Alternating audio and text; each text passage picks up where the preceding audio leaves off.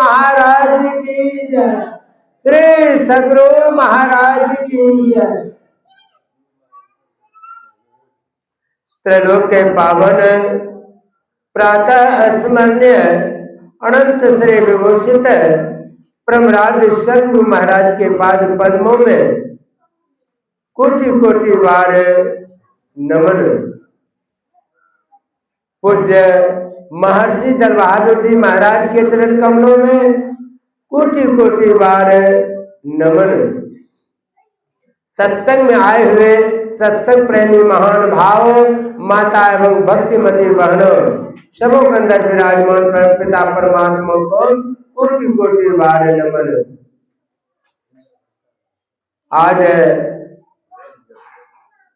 बड़ी हर्ष उत्साह का समय है। जो 20वीं सदी के महान संत सद्गुरु महर्षि महिप्रमहंस जी महाराज का आज जयंती हम लोग मना रहे हैं। सारे देशों में अभी हम लोग प्रचार में भी कहे संत मत का अमर संदेश घर घर फैले देश विदेश। इनका प्रचार देश विदेशों में आज मनाया जा रहा है। कहा जाता है महर्षि महिप्रमहंस जी महाराज का जन्म बिहार राज्य अंतर्गत मधेपुरा जिले के उदा किशुनगंज थाने के खोखसी श्याम मझवा नामक ग्राम में अपने ननों के यहाँ वैशाख शुक्ल चतुर्दशी तदनुसार 28/4/1885 ईस्वी में मंगलवार को हुआ था। इनके पिता का नाम रामानुग्रह लाल दास था। इनके पिता का नाम बाबू बबजन लाल दास जी और माता का नाम जनकवती देवी थे। बचपन में ही जब 4 वर्ष के अवस्था थे इनका माता का देहांत हो गया। इनका पालन पोषण इनके दीदी झूलन डाले के जन्म से ही इनके सर में 7 छोटी छोटी जटाएं थे। 7 जटाओं को कंघी से सुलझा देने के बाद भी प्रातः काल 7 जटाओं अलग अलग हो जाते थे। लोगों ने अनुमान किया कि ऋषि मुनियों का जन्म हुआ है। ज्योतिषियों को बुलाकर इनका नाम रामानुग्रह लाल दास रखा। इनके पिता के चाचा भरत लाल दास से 1896 ईस्वी में इनका नाम मेही लाल रख दिया। बड़ी शांत भाव के रहते थे। इनकी बुद्धि को तीव्र बुद्धि को देख करके इनके गुरुदेव बाबा देवी साहब ने भी यही नाम उद्घोषित कर दिए। 5 वर्ष की अवस्था में इनका मुंडन संस्कार हुआ और गांव के पाठशाला में इनका नाम लिखाया गया। उस समय अलीगढ़ निवासी सुभाषजीत सिंह के निगरानी में इनका पढ़ाई लिखाई हुए और इन्होंने कैथी वर्णमाला और देवनागरी लिपि सीखी।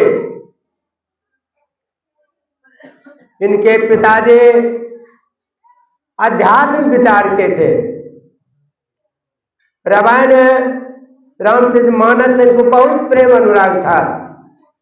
जब रामायण पढ़ते थे इनकी आंखों से आंसू की धारा बहने लगते थे। यह स्वभाव आपके ऊपर पड़ा। आपके पिताजी ने रामचरितमानस संदूक में रखा करते थे। उनके अनुपस्थिति में आपने संदूक से रामायण निकाल करके पढ़ते थे। आपको बड़ी प्रिय लगता था किष्किंधा-कांड। उनसे आपने थोड़े ही दिनों में बहुत सारे दोहा को आपने स्पष्ट कर लिया, अध्ययन कर लिया। अध्ययन करके आपकी बुद्धि बड़ी तीव्र जा रहे थे, आध्यात्मिक विचार में आपका मन बहुत लग रहा था। 1902 ईस्वी में ज्योतिराम राय के साधु दरियापंथी के जब आए तो उनसे रामानंद, उनसे आपने मौन जप, मौन ध्यान और खुले नेत्रों से त्राटक की दीक्षा प्राप्त किए और आपने तन मन से अभ्यास करने लगे। 1904 ईस्वी में 4 जुलाई को आपने जब परीक्षा दे रहे थे, उस दिन आपका परीक्षा अंग्रेजी का विषय था। उस परीक्षा में प्रश्न पत्र में आया था, quote from memory the poem builders and explain it in your own English. निर्माणकर्ता शीर्षक कविता का स्मरण के द्वारा अंग्रेजी में व्याख्या करें। आपने व्याख्या करते हुए आपने उत्तर में लिखा, for the structure that we raise time is with material field our today and yesterday are the blocks with which we world. यह आंसर को देते हुए आपके मन में वैराग उत्पन्न हो गया और जब वैराग उत्पन्न हुआ, कॉपी के अंतिम पन्ना में आपने लिखने का जब लिखने लगे, दे धरे कर यही फल भाई, भजे राम सब काम बिहाए। और यह लिख करके आपने स्कूल को परित्याग करके सदा के लिए ईश्वर के खोज में निकल पड़े। कहा जाता है, slow and steady wins the race. किसी कार्य को बार बार करने से मनुष्य ज्ञानी हो जाता है, पुनः जीवन बदल जाता है। आपने लिख करके जीवन को वैराग कर दिया और परमात्मा के खोज में सदा के लिए निकल पड़े। जीवन में जब वैराग आता है, धन संपत्ति कुछ आदमी नहीं देखता है, सिर्फ वह परमात्मा को याद करता है। वह परमात्मा को प्राप्त करने के लिए सारा सुख को वह भूल जाता है। तो पूज्य महर्षि महिप्रमहंस जी महाराज जीवन को त्यागते हुए अपने जीवन को बनाने के लिए परमात्मा के खोज में सदा के लिए निकल पड़े। आज उनका जगह जगह हर जगह उनका यह जयंती मनाया जा रहा है। कहा जाता है, पूज्य महर्षि महिप्रमहंस जी महाराज जीवन को बनाने के लिए बहुत जीवन में कष्ट को उठाए थे, बहुत कष्ट उठाए थे। अभी हम लोग सुने, इस जीवन को बनाने के लिए इन्होंने प्रचार प्रसार में एक घर में रात में निवास करते हुए कुछ व्यक्ति ने घर में आग लगा दिया था। वह कष्ट को देखते हुए इन्होंने अपना प्रचार प्रसार को तन से मन से इस जीवन को बनाया। ऐसे महान संत आज इनका प्रचार संसार में देश विदेशों में होता है। तो अभी हम लोग रामचरितमानस सारस्वतिक बालकांड से भी गुरु की महिमा के संबंध में सुना। गुरु की महिमा क्या कहा जाए, संत कबीर साहब कहते हैं, 7 संवत की मसी करो, लेखन सब बन रहा, धरती सब कागज करो, गुरु गुण लिखा न जाए। कहा जाता है, संसार की 7 महासागर के जल को स्याही बना लिया जाए और जंगल के सारे लकड़ियों को कलम बना करके और धरती को कागज बना कर लिखना प्रारंभ करेंगे तो संभव है। गुरु गुण लिखा न जाए, गुरु को गुणों को नहीं लिख सकते। गुरु की महिमा अनंत है, जीवन को बनाने के लिए गुरु की बड़ी आवश्यकता है। इसलिए कहा, सर्वेषामेव लोकानां यथा सूर्य प्रकाशकः गुरु प्रकाश दुष्यश्यानं बुद्धि दौड़ता।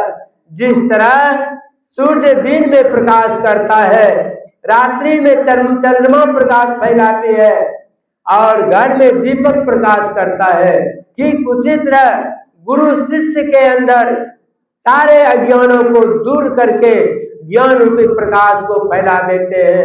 ऐसे गुरु को गुरु कहते हैं।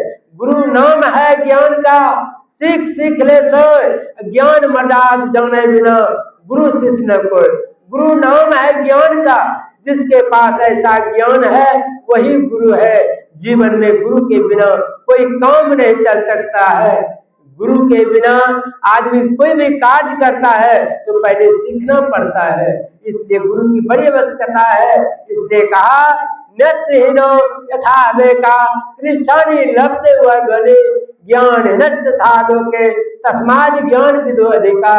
जिस तरह नेत्रहीन व्यक्ति, सूरदास व्यक्ति जगह जगह ठोकर खाता है, गड्ढा में गिर जाता है, दीवार से टकरा जाता है, ठीक उसी तरह जिसके अंदर में गुरु के प्रति भाव नहीं है, जिसको जीवन में गुरु नहीं है, उसका जीवन ठीक उसी तरह है, कहाँ गिरेगा पता नहीं है। इसलिए भगवान शिव माता पार्वती को कहते हैं, हे देवी विद्या धनं बलं चैव तेसो भाग निरर्थकम ऐसो गुरु कृपा नोस्ति अधो गच्छन्ति पार्वती। हे देवी, जिनके ऊपर गुरु का कृपा नहीं है उसका विद्या धन बल बुद्धि सारा निरर्थक है, अंत में उसका विनाश हो जाता है। जिसके अंदर गुरु नहीं है उसका जीवन बेकार है। इसलिए कहा गंगा पापं शशि तापं दैन्य च कल्पतरु असतः पापं तापं च दैन्य च हंति संतो महाशय।